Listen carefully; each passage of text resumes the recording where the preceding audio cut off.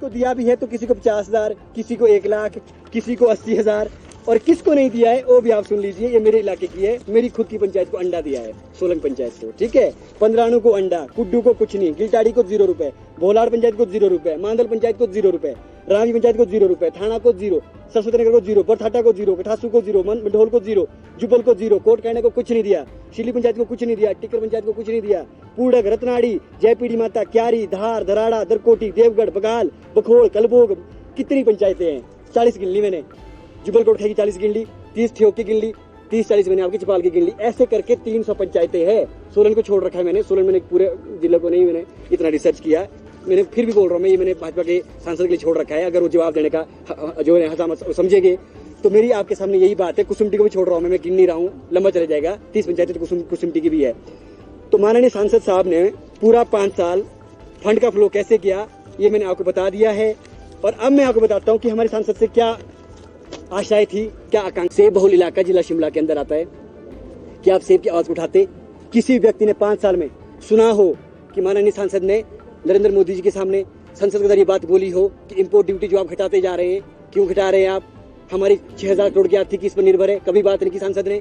हमारे सोलन का जो है ना टमाटर कितना फेमस है, लोगों की कृषि, लोग जुड़े हैं उससे, लोगों की आर्थिकी जुड़ी है उससे, कभी उन्होंने इस क्षेत्र में कभी काम नहीं किया।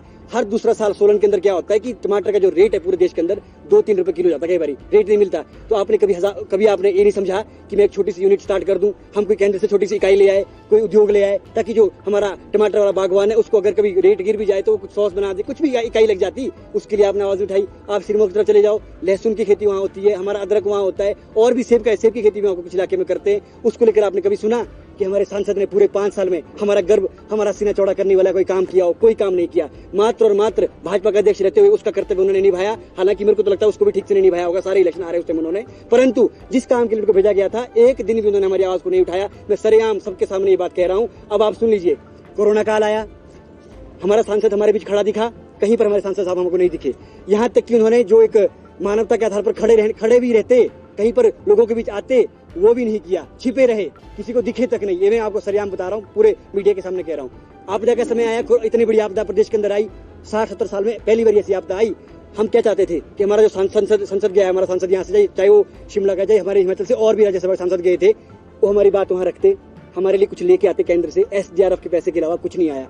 पूरा मीडिया जानता है, पूरा हिमाचल प्रदेश जानता है। हमारे सांसद ने मुंह खोला, उन्होंने अपना टिकट न कट जाए इसीलिए अंदर मुंह भी नहीं खोला संसद के अंदर। इस बात का हमको बहुत दुख है, इसीलिए मैं आज लोगों के बीच आया हूँ। उसमें उन्होंने कुछ नहीं किया।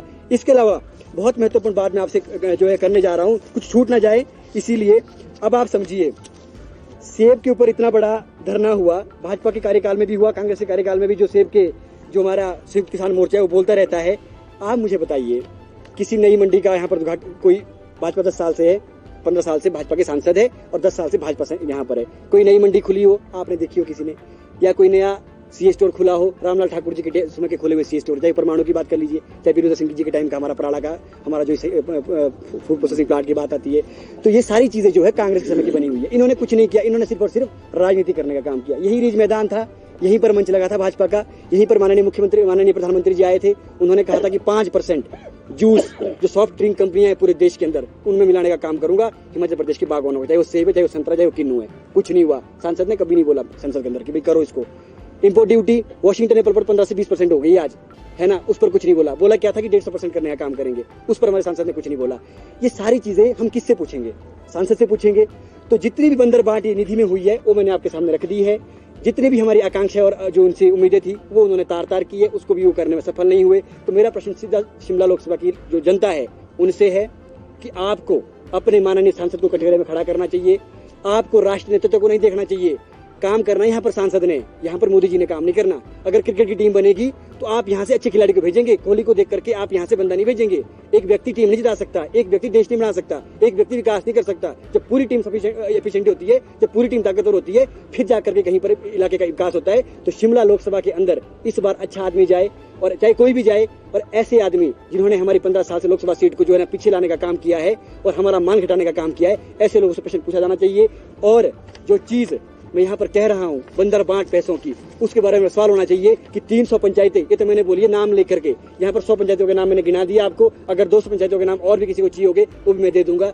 आरटीआई की मेरे पास पूरी कॉपी है, यहाँ पे बाकायदा हमारे जो आरटीआई के जो ऑफिसर होते हैं, पब्लिक इंफॉर्मेशन ऑफिसर होते हैं, उनका पूरा डिटेल से मिल जाएगी आपको। पूरी शिमला, सिरमौर और सोलन की ये आरटीआई की पूरी खबर है, पूरी जानकारी है, जिसमें कि बताया गया कि 300 पंचायतों को अंडा दिया है, 0 रुपए, शून्य। ठीक है, तो अब ये सारी